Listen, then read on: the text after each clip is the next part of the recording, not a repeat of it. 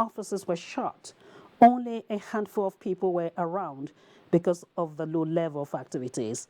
Almost all the workers stayed off work in compliance with the labor directive. Officials of the labor unions were also going around offices to ensure that the strike is effective. The organized labor embarked on the warning strike following a stalemate between the federal government and workers.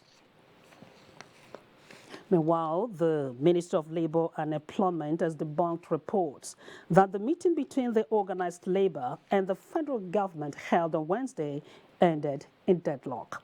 A statement from the ministry's director of press, Samuel Oluwakere, says, on the contrary, the meeting was successful as both the federal government team, led by the Minister of Labour and Employment, Senator Chris Ngige, and the leadership of the organized labor agreed to reconvene the National Minimum Wage Tripartite Committee meeting on Thursday, the 4th of October.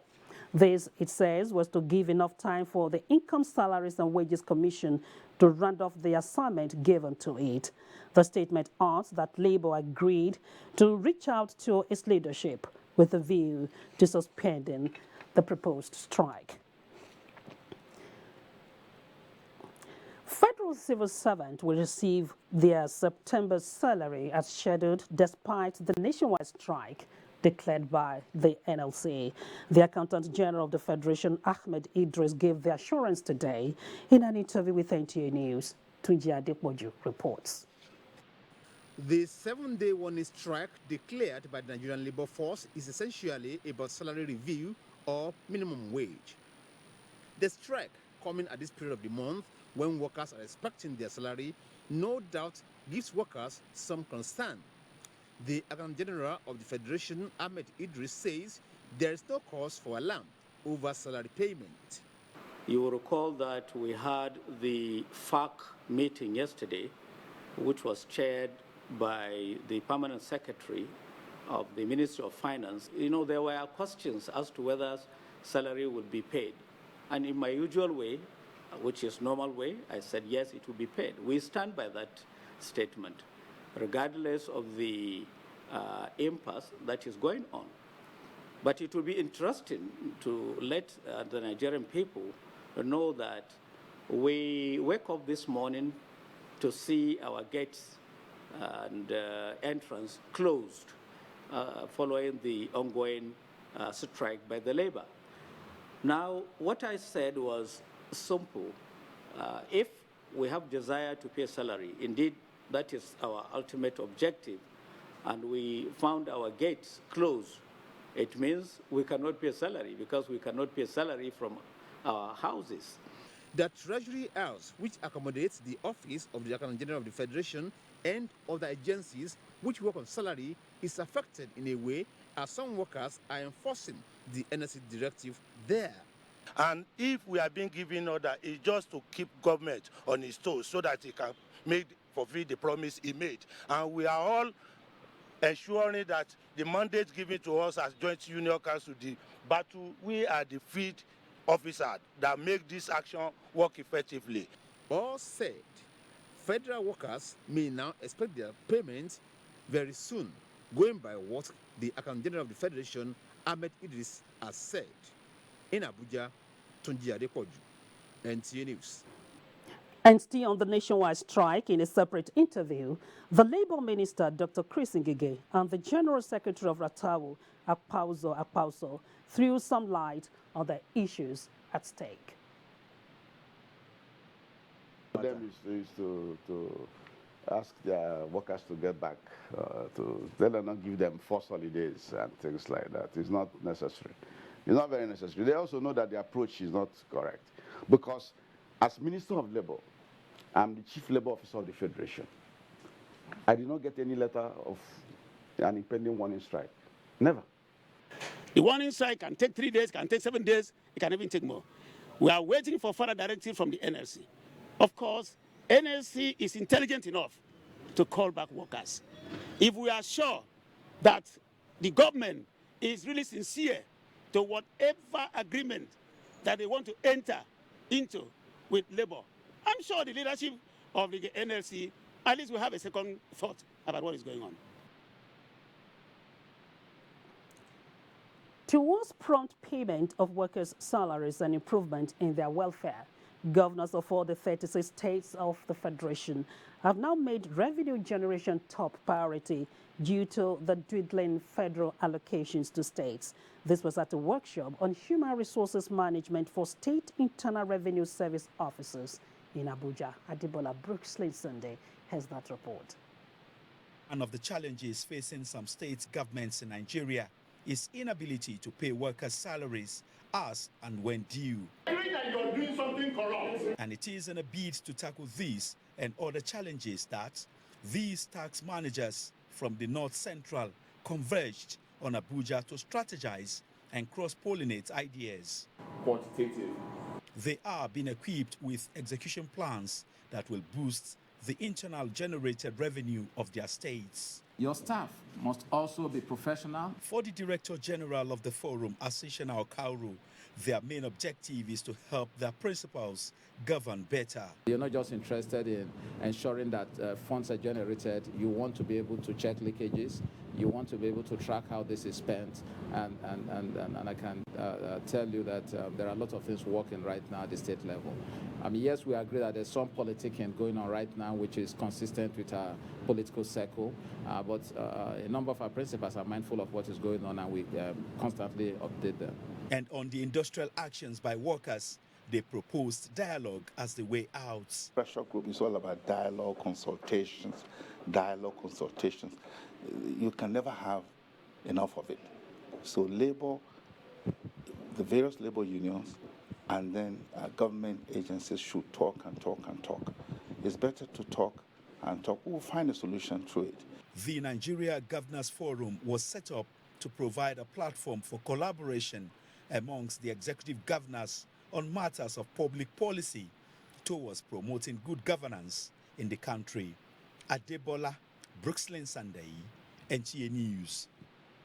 Let's talk politics now. As presidential, governorship, and National Assembly primaries draw closer, some party supporters in Bauchi State have expressed dismay over the decision by the national headquarters to conduct direct primaries. This view was expressed at a rally in Bauchi State. Bulak Afsa has the story.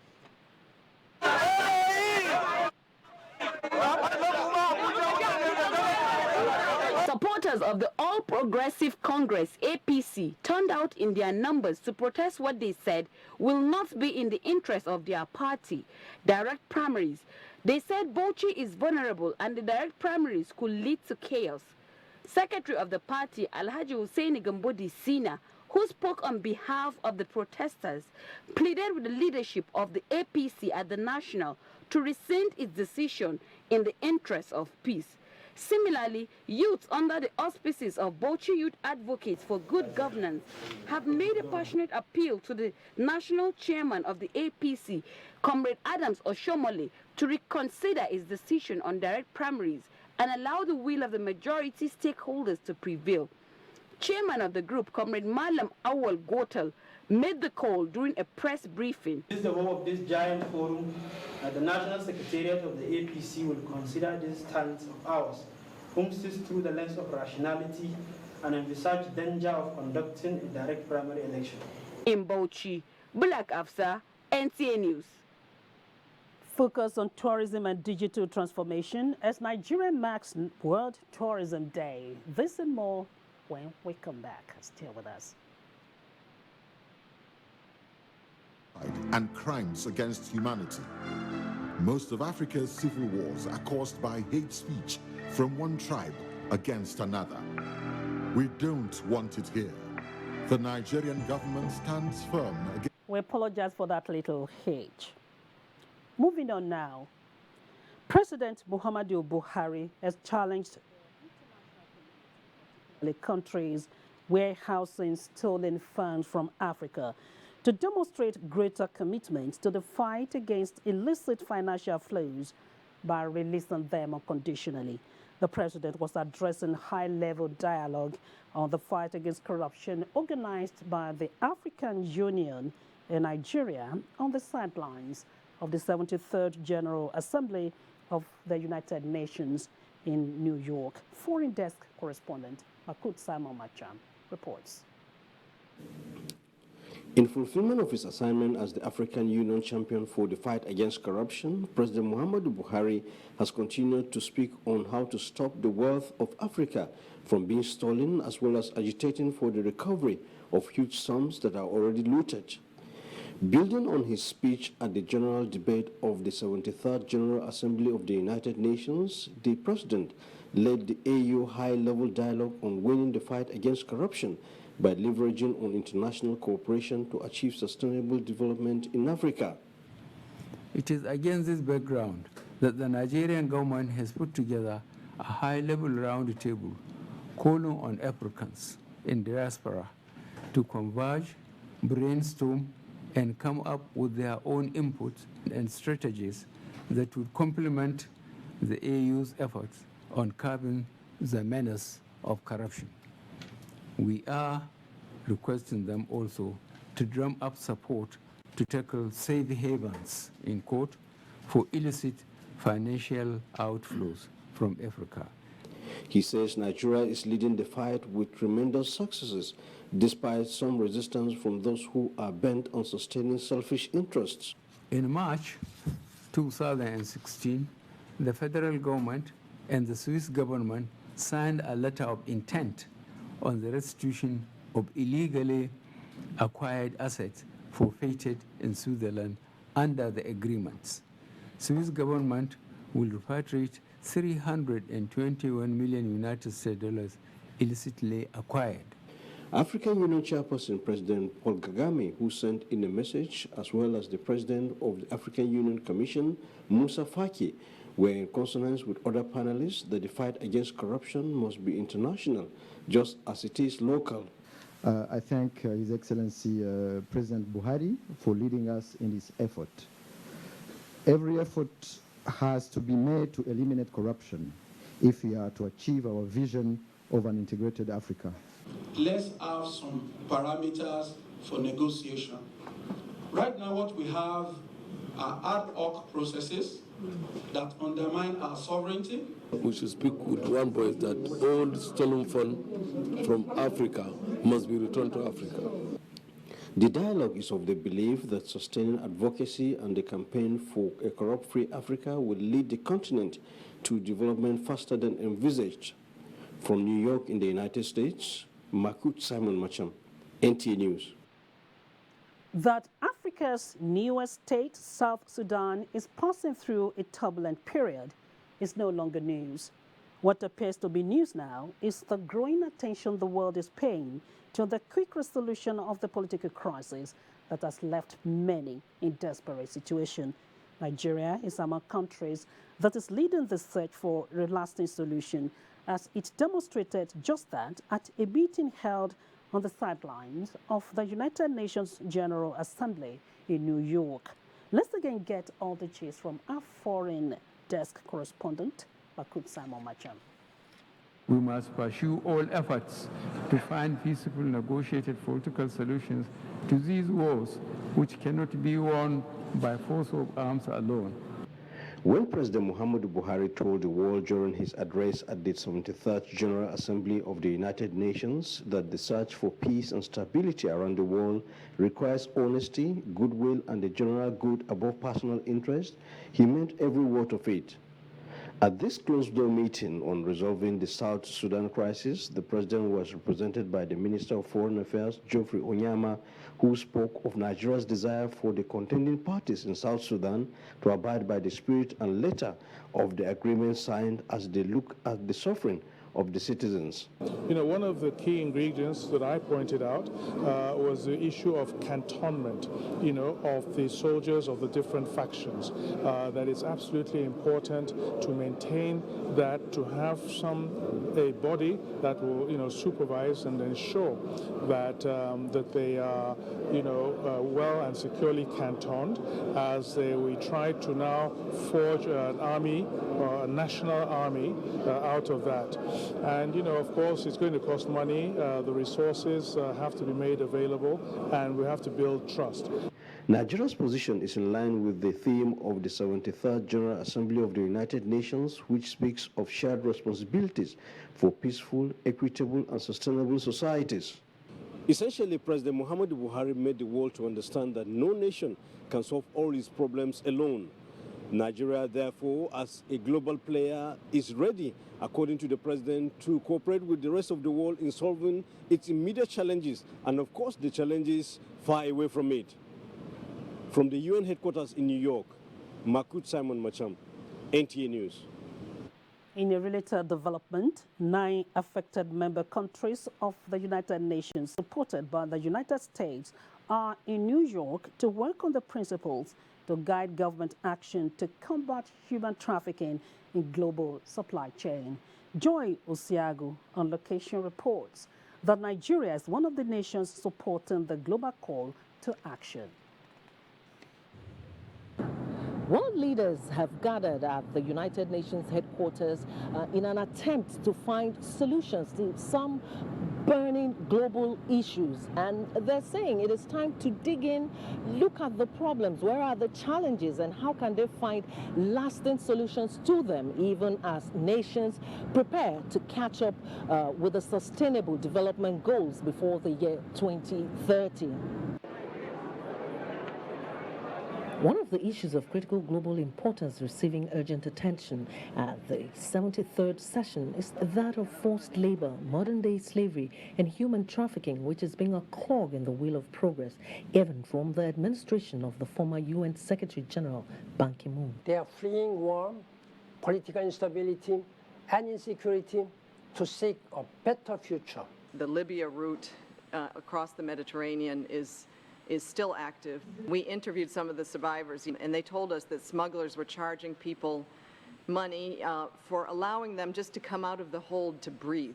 So you have children and people working without being paid or paid very little and not being able to get away from the situation. The new bold step in the global fight to combat modern-day slavery, known as the Call to Action, is a joint effort by the governments of the United Kingdom, Nigeria, Canada, Australia, Bahrain, Bangladesh, and Argentina. The essence of the high-level participation is to affirm the sense of urgency and importance of government action to combat human trafficking, illegal migration, and cheap labor. And if the main problem that companies face in trying to address modern slavery in their supply chain is that they don't really know where it's happening. They know which countries are risky, they don't necessarily know which suppliers or which factories or which plantations or which farms are risky. Technology can help. Nigeria is saying no to this modern day slavery. That is why we are here. We are joining other countries of the world to give a voice to these voiceless people, these vulnerable people, because we also have people all over the world that are victims of this modern day slavery. They are deliberating on the principles for action to deal with the global supply chain, which has been a major challenge in the fight. We need to begin to focus on metrics to align around what the real issue is. That story of how the captives are set free, how people's lives are changed. From the United Nations headquarters in New York, Joy Osiagu, NTA News. And time to join Lagos Network Center, where Ademola has the detail on Murtala Mohammed International Airport and other stories. Hello, Ademola, it's over to you. Good afternoon and a warm welcome to Lagos. The ongoing expansion of the Murtala Mohammed International Airport Road has reached over 50% completion. Work on the road started in 2017, and it is expected to be completed in the first quarter of 2019. Paul Omukago has the details. This is how the Murtala Mohammed International Airport Road is expected to look like on completion. Construction work on the 6-kilometer, 10-lane road has attained an appreciable level. Some sections of the road have been tarred, while stone base has been completed on other sections. Piling of the area earmarked for flyover is ongoing, while the 3 pedestrian bridges are at various levels of construction. If you look at the standard of how an international airport should be, it wasn't really good because we are always having issues of traffic or every time here on this road. The road was so rough and it doesn't befit it as airport or international. But now, by the time they finish it, everything will improve. I'm happy, like I can see this work going on. It gives me joy because I ply this road going towards Ikeja almost every day. And then I drive, and then the potholes, man, it has been very, very terrible. But what assurance is the Lagos State government giving on the completion of the project? You see today there's work ongoing. Unfortunately, it's difficult to fight Mother Nature. The rain has not helped. With the cooperation from the contractors, whatever time we've lost, things will be accelerated. The airport road expansion, residents say, will on completion reduce security lapses. Apart from adding to the aesthetics of Lagos metropolis, the completion of this 6-kilometer road will definitely impact on socio-economic activities in this part of the state. In Lagos, Paul Omukago, NTA News. Media practitioners have been asked to disseminate information that will further boost the confidence of investors in the aviation industry. This was at an interactive forum for information managers in Lagos. Michael Olaleye has the report. The aviation industry contributes over $10 billion to the gross domestic product, GDP of the country annually. One estimated 6 million jobs are also created either directly or indirectly. This potential in the industry is immense, but actualizing it requires the proper dissemination of information for investors to appreciate these opportunities. Anytime you give over-sensitize the public, then people become afraid because naturally people have a phobia for flying. And that could contribute to adversity to the industry. If more people run away from flying, the airline will be in trouble. Media managers called for timely release of information, accurate feedback mechanism, and establishment of control centers. Timeliness is relative. There are certain things that you cannot say because you want to release information to the press, you just go to town, anything. Director General of the Nigerian Civil Aviation Authority again warned that any airline that fails to key into its automated bill platform for remittance of 5% ticket and cargo sales charges will be penalized. It's a requirement by law, and it is to improve efficiency, especially in the area of billing and also collection. That collection that is coming from the passenger ticket sales and cargo charges, including charter, is used to be shared among 5 aviation agencies. This forum is counting on information managers to build a favorable reputation for the aviation industry so that willing investors can benefit from the arrays of opportunities the industry offers. In Lagos, Michael Olaleye, NTA News. Fixing the problem in the power sector remained an uphill task in Nigeria. Some experts are suggesting the use of digital technology for hybrid power solution. Amaka Owo has the details. Nigeria has had enormous problems in the power sector. In spite of the reforms in the sector, more problems continue to rear their heads.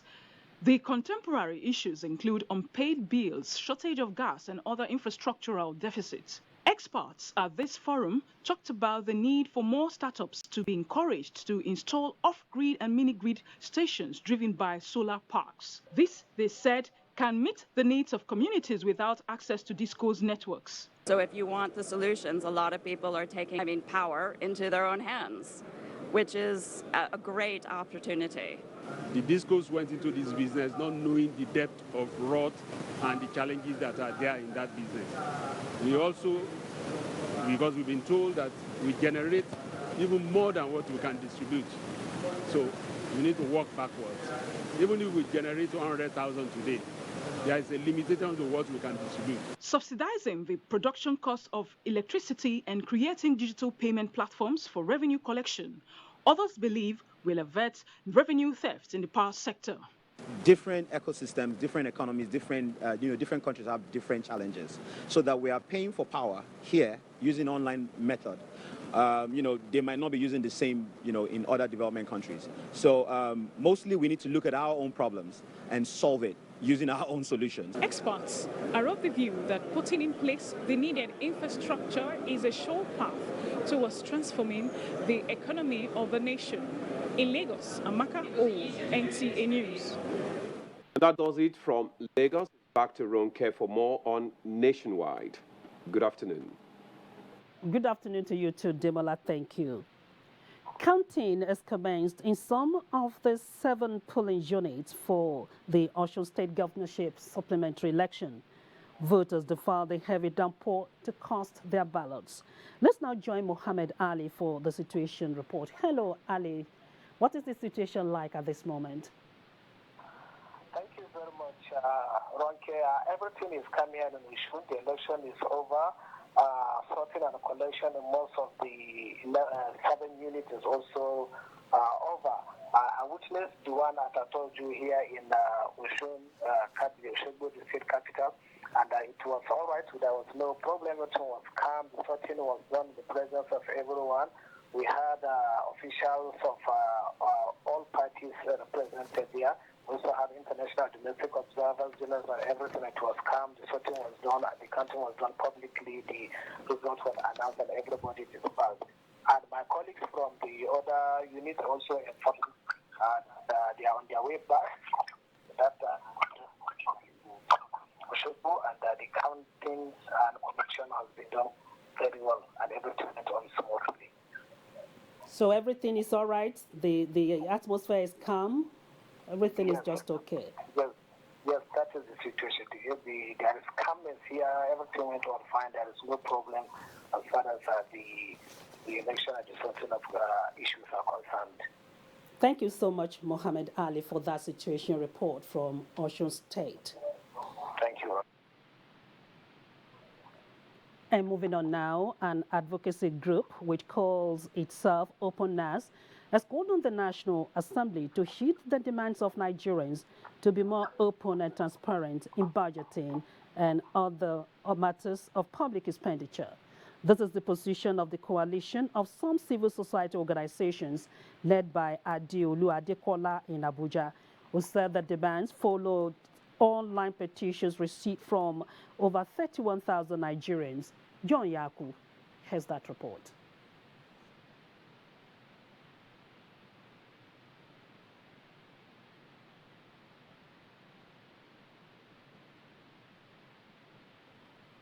And while waiting for that story to be ready, tourism and digital transformation is the focus for this year's World Tourism Day. As Nigeria joins the global community to mark the day, Oyinaya Kaluoka in this special report examines the impact of digitization on the sector.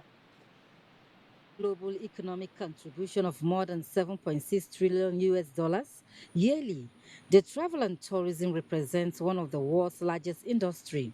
However, because this field is rapidly evolving, practitioners say it is imperative to keep up with latest developments.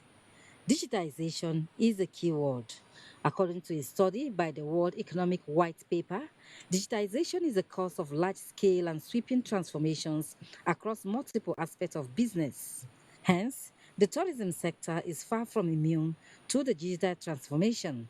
A report by Forbes shows that the tourism sector has been impacted by latest trends like mobile integration, artificial intelligence, focus on data, virtual reality, and much more. The study further reveals that travelers spend an average of 53 days visiting almost 30 websites during the decision-making process. A few years ago, we can't do destination marketing easily, but now through digital, through social media, information technology, internet, we use it to broadcast some destinations. The technology right now has exposed so many people into online booking and checking their fares online. As digitization transforms tourism globally, how has Nigeria fared in this aspect? About 17 years ago, only few Nigerians used the internet. But with the introduction of GSM in 2001, the story changed as the country now has about 98 million internet subscribers. And that brings us to the world of digitization, which has changed the way things are done. In tourism, digitization has transformed the industry because at the press of a button on one's mobile phone, one can access information on any location of your choice. Although the number of internet users is on the increase, the impact on the tourism sector seems to be slow, and this practitioner attributes to certain factors. If you are going to sell a tourist site in Nigeria, when you don't have access to the tourism site, when the tourist sites are not developed, what are you going to sell? With the introduction of some promotional programs like Tour Nigeria, the Nigerian Flavor, Nigeria's tourism regulatory body NTDC says it is in tune with the trend. Search hashtag Tour Nigeria or hashtag Nigerian Flavors, and you will see in 1 year the amount of content that has been generated under those hashtags. And I think that'll give you a feel of the images and the events that Tour Nigeria has been advertising or has been associated with, or people who have just taken the concept of Tour Nigeria and embraced it and are taking it all over the place. And that is the whole idea of creating a brand and marketing the brand and creating an allegiance and a connection between the people and the brand. The future of tourism is said to be digital, and the need for Nigeria to fully embrace this, many say, will go a long way in projecting the country's rich tourism potential. Oyinaya Kalu Oka, NTA News. Until the news now, in line with the directive of the Inspector General of Police, investigation of criminal cases will henceforth receive accelerated attention to avoid undue delay. This is a reaction to threat by a suspected criminal who allegedly threatened former Vice President Atiku Abubakar, asking him to withdraw from 2019 presidential race. Parading the suspect at the force headquarters, Force Public Relations Officer Jimoh Moshood says the suspect was arrested at a toll gate along Lagos-Ibadan Expressway while on the run.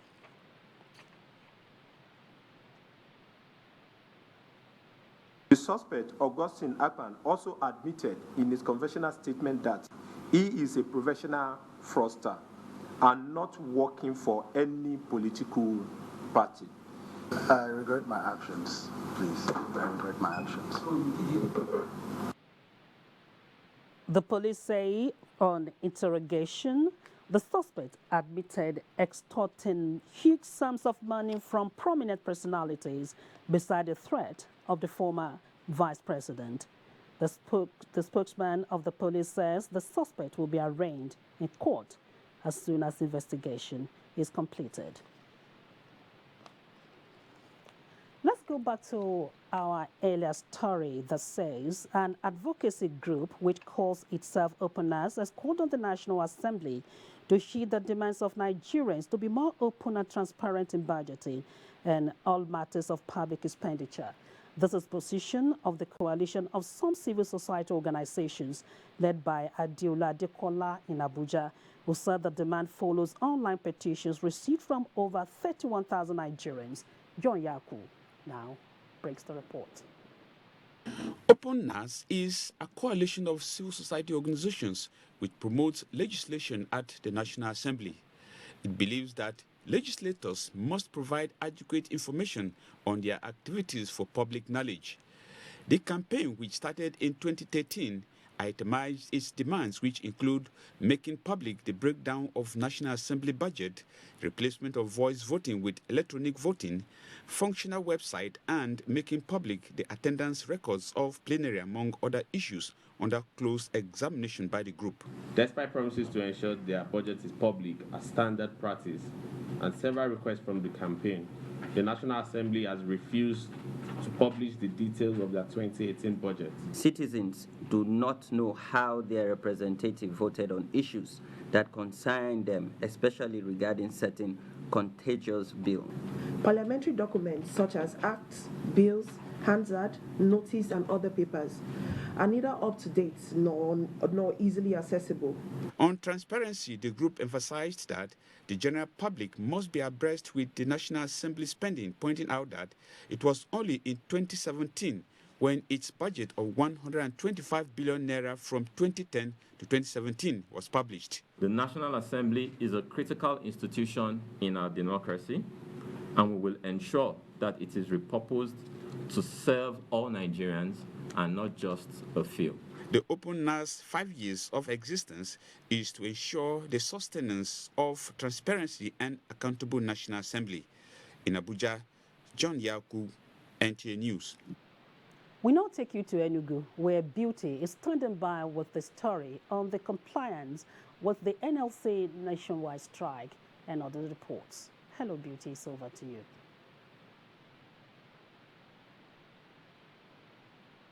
Good to see you, Ronke, and good afternoon. Welcome to Enugu. Following the red alert issued by the National Emergency Agency and the National Hydrological Services Agency on 12 states in the country that may be likely hit by flood rains, NTA News visited the flood-prone Ogota local government area of Imo State to ascertain if the people are under threat. Bright Egbuchu reports. Experts have warned that the flood might be imminent, noting that all the indices that played out before the 2012 flooding had already manifested. Although Imo State is not on the red alert, NTA News visited Oguta local government area due to its flood-prone nature.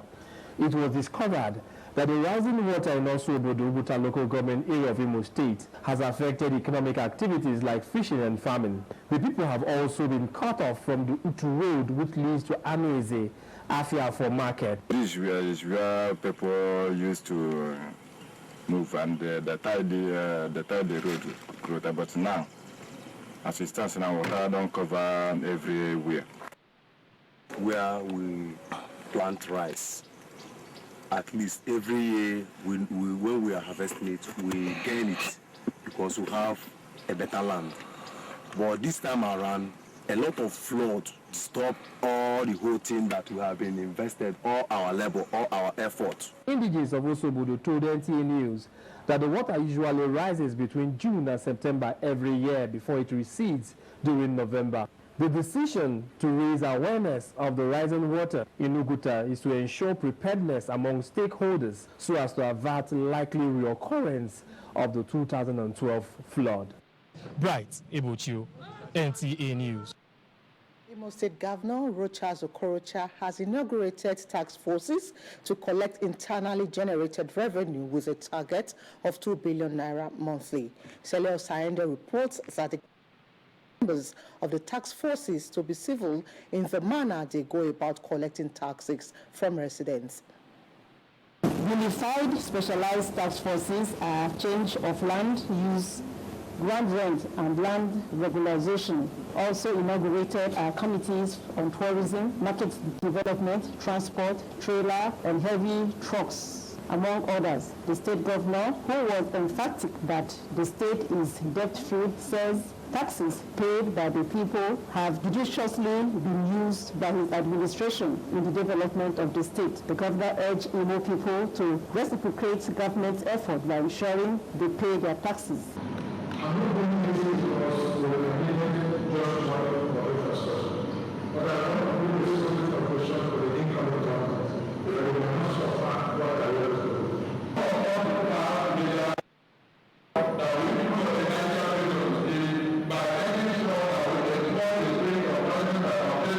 Governor Okorocha warned members of the various task forces to remit all taxes collected to the state government coffers, as anyone who is found wanting will be dealt with accordingly. Meanwhile, Governor Rochas Okorocha says from October 1st, he will be signing certificate of occupancy, CFO. All those having issues with the regularization of their landed properties should do so. The meeting was also used by the governor to reiterate his commitment in ensuring all ongoing projects with the state are completed before the rescue mission administration bows out of office. In the way, Celos and the NTA News. To complement the staff of the Independent National Electoral Commission during elections, the Commission usually employs the services of core members. Eva Nike in this special report takes a critical look at the need to ensure safety of core members who participate in elections and electoral processes. The National Youth Service Corps, NYSC, was established to inculcate in young graduates the spirit of selflessness, patriotism, and to foster unity among Nigerians. It is no doubt that the role COP members play in election and electoral process cannot be overemphasized. The roles include participating in voters' INEC registration as polling clerks, presiding officers, as well as assistant presiding officers. For this reason, key players say there is need to provide safety measures for COP members as it is part of their selfless service to their fatherland. Since some of these COP members are being sent to local areas where they are not familiar with to perform some function, what are the roles of security agencies and relevant authorities to ensure safety of these COP members? Security is provided for all of them, before, during, and after. Remember, they are not working alone. They also will be working alongside with some policemen or other security agencies that will be posted in 1 or 2, 3, or any of the polling booths that they find themselves.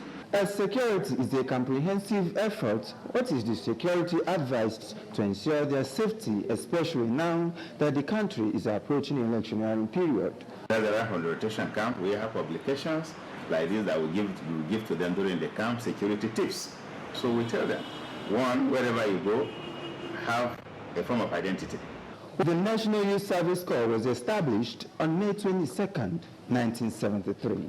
In Enugu, Eva Aneke News. That's Habit here. Caller is back to you in Abuja. Thank you, Beauty in Enugu. We now go on commercial break. Stay with us. Happy birthday. That is all I can say. Hooray! It's here again. NTA Abuja Zodiac Children's Party, September 2018 edition. It's going to be fun all through, as this September edition will be graced by Her Excellency Chief Mrs. Yetunde Ononuga, the Deputy Governor of Ogun State. Children, what are you waiting for? Come, enjoy yourself to the fullest as we party with September children and their friends.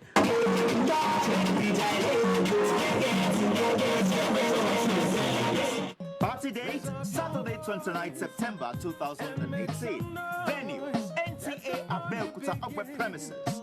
Time, 12 noon. Gate fee, 500 naira. 500 naira only. Candy flocks and face painting are available. You are guaranteed unlimited fun, games, and lots of gifts to take home. Be there. Zuma Film Festival 2018 Abuja. Theme: Archiving for Creativity. Date: December 1st to 7th, 2018. Featuring film screenings, masterclasses, special tributes, NFC Annual Film Lecture, NFC Annual Essay Competition Awards, special national and state days, Lifetime Achievement Awards, and Zuma Film Festival 2018 Awards. Submission of entries for non-competition, competition, and screening is ongoing and closes September 30th, 2018. All entries should be forwarded to the festival director, Zuma Film Festival Nigerian Film Corporation, headquarters in Jos, and/or its zonal offices in Abia, Lagos, Kano, Asaba, Yola, and Abuja, or through the Film Freeway online platform, www.filmfreeway.com. For further inquiries, call 0033146842, 08052728321, or 08063390420, or visit the website www.zumafilmfest.gov.ng. Zuma Film Festival 2018, December 1st to 7th, Abuja, Nigerian's foremost film festival. Fake news which is shared for malicious purposes is a danger to our peace and security in Nigeria. Misinformation as fake news is a serious threat to our hard-earned democracy and promotes hatred and misunderstanding between our communities. We are all responsible for stopping the spread of fake news in its tracks. So, always check the source and credibility of any news item. Say no to fake news. This message is brought to you by the Federal Ministry of Information. Join us every Saturday by 10 p.m. for Eye on the Road, a program from the Federal Roads Maintenance Agency, FEMA. We'll bring you highlights of policies and programs on road maintenance. You'll hear from road users, as well as those charged with maintaining the roads. It's interactive, it's informative, it's educative. It's Eye on the Road, showing Saturdays at 10 p.m. Yeah, Modena. Mode. Do you have amala? Yes. And abula? Yes, sir. Black or white? Yamala. Have I ever eaten white amala here before? Yes, sir. Give me amala and abula. Do you have dodo? Dodo ground. Good. Let me have some dodo. I want you to put the meat in a bowl. Shaki, suku, abodi. I like my edo to be very tender. You have stockfish? Yes, sir. Good. Let's have some stock. And catfish, my favorite. Don't mind them. Look, you have eggs. I would like 6 boiled eggs. No eggs? Okay, the catfish will do. And then rice. Rice and then some salmon. Look. Never mind. Do you have a kuru?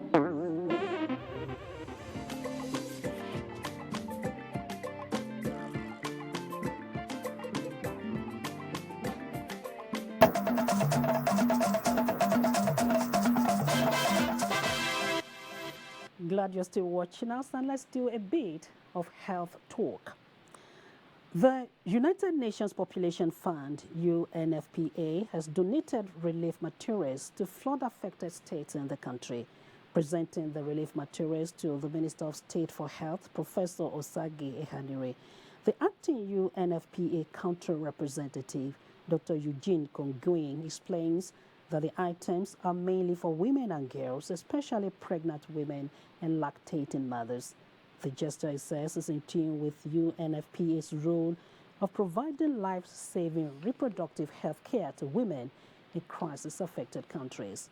Rabbi Abdallah reports that the Minister of State for Health, Dr. Osage Ehanire, assured the UNFPA team of prompt dispatch of the relief materials, which include dignity kit for pregnant women and sleeping mats in temporary locations to the affected areas.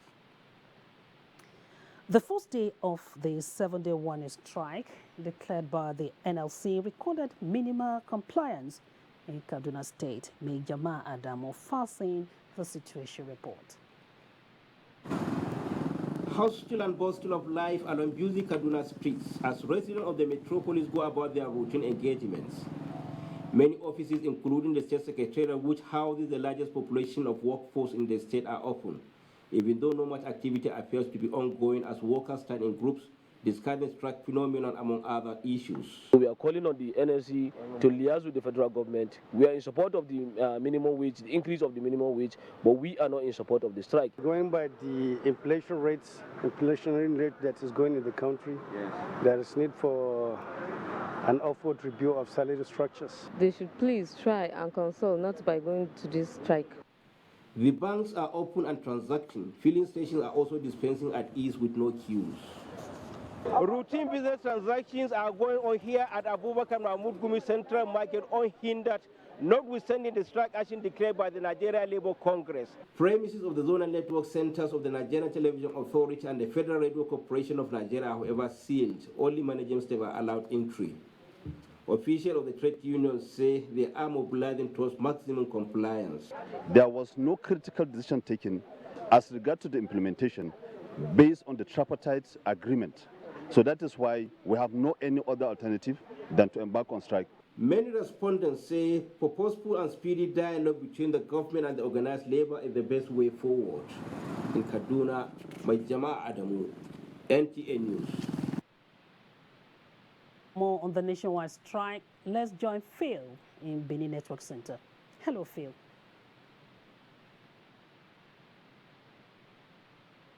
To Benin. The industrial action organized by the labor union has taken off with signs of compliance by government establishments in Benin City. Here is a situation report. Officials of organized labor in Edo State, led by their chairman, Emmanuel Ademoku, are in town to monitor the level of compliance to the industrial action. The compliance actually is total. We are actually monitoring all the ministry board and pastors, including banks and filling stations. Government offices, including the NTA, Edo State House of Assembly, and the Secretariat, which houses most of the ministries in the state, are under lock. A couple of banks attempting to open shop to their customers are picketed by members of organized labor. It's very unfortunate because we all woke up to see this kind of mess that we are in. Usually banks, Newpeng out, some vital agencies are usually the last to join strikes. You understand? But to wake up this morning to say that banks are the first to carry out the strike means that there's a conspiracy. People are stranded here and there now. The system is being brought down. It's unfair. For students, it is obvious that no academic gains can be recorded today. We don't know because some schools they are on strike. Some schools say they are on strike, some say that they are not on strike, so we don't know. Our teachers are not in the school. Organized labor had called its members to embark on an industrial action after its meeting with the federal government Wednesday on the minimum wage was unsuccessful. The inauguration of the new 60 MVA power station in Okmila, Edo State, has been described as a blessing to residents of Edo North and beyond. Stakeholders in the area are delighted at President Muhammadu Buhari's administration's efforts to improve power across the country. Victor Dion-Acha has the report. In a bid to improve electricity in Edo North, the federal government procured the 60 MVA transformer to upgrade the existing 50 MVA, which has now brought the transmission station to 75 MVA. The project, which commenced in 2012, was inaugurated last Saturday by Edo State Governor Godwin Obaseki, with other stakeholders in the power sector in attendance. With this development, 4 feeders are now being radiated to be distributed to the benefited communities by the BEDC. Some residents who commended the federal government for the project described it as a big relief in the power sector. For the commission of the new light station is a good one. Everybody in this community are happy over it because formerly we were having at times no current, but with the capacity of the light we had the transformer we have now, we believe that our light will be more improved now. But by installing that transformer now, that shows that everybody in Okpela will be having a constant light. It is a welcome development that the electricity in Okpela, Edo North, and Edo State General is being upgraded. It's a precedent of all. For him to even know that we are supposed to be upgraded in terms of electricity is something that is very, very good. From Okpela, Edo State, I am Victor Odion-Acha, NTA News. The Edo State government says nothing has been left to chance in relocating and catering for the people affected by flood so far. Ifeoma Okafor, who visited some of the areas, has details. Here in one of the flood-affected communities in Ikpoboha local government area of Edo State, and the people say they are still counting their losses. The rains that have been falling since all this time has submerged my house, even my properties. Even there's no tenants in the environment. They are all parked out of this place. Like we now, we not get money to take park. Now we see they manage. Now go down now we day. Other communities in Esako Central and Eastern Southeast of Edo State, mostly affected by flood disaster and whose houses were submerged, have since been relocated to IDP camps across the state. Relief materials and food items made available.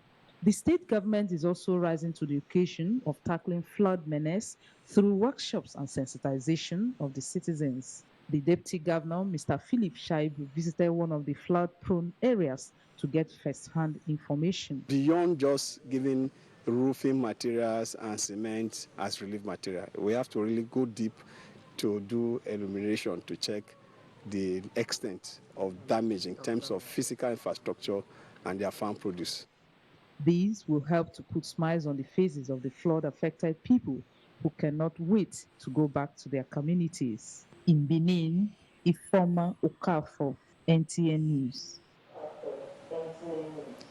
And that's it from this end. It's back now to Abuja with Ronke. Good afternoon. Thank you, Phil. Now time for sports update with Amazi Marcus. Basketball tournament got underway.